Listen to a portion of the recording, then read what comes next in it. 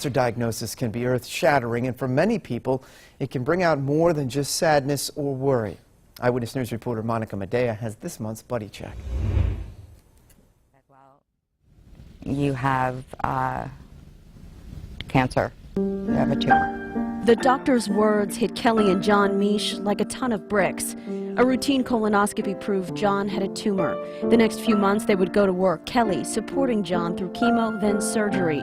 But it was John's return home from surgery that had an effect on Kelly like no other. When he came home with the colostomy, that's when it all just felt all too real. As a medical professional, Kelly was used to dealing with all kinds of health issues, but this was different. And I couldn't control anything. Sleeping was not even in the plan. She knew she needed to get help for herself, but she was so busy helping the love of her life, she put her own well-being aside. He will always be my first priority. She finally talked to her family doctor and was prescribed anti-anxiety and anti-depression medicine. Studies show that most cancer patients may suffer from some type of symptom of anxiety or even depression, and up to 25% of those people are diagnosed. And their caregivers typically see an increase in anxiety or even depression, like Kelly.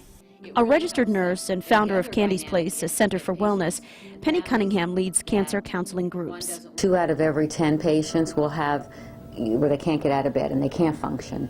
And they really need appropriate treatment and medication. Cunningham says it's normal to feel sad, but if deep sadness lasts longer than, say, 2 weeks, it may be a sign of a bigger problem.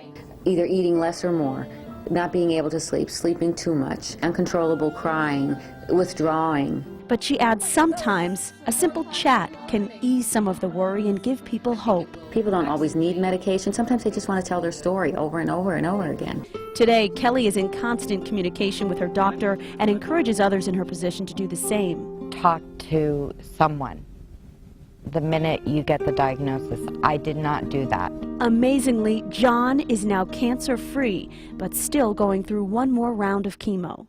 I'm still very anxious. I worry immensely about John, because you don't know what the day is going to bring. But John and Kelly find strength in knowing they'll face it together. Monica Medea, Eyewitness News. And this is your reminder to call your buddy to remind them to do a self-breast exam. It's a call that could save a life. We'll be right back with more Eyewitness News.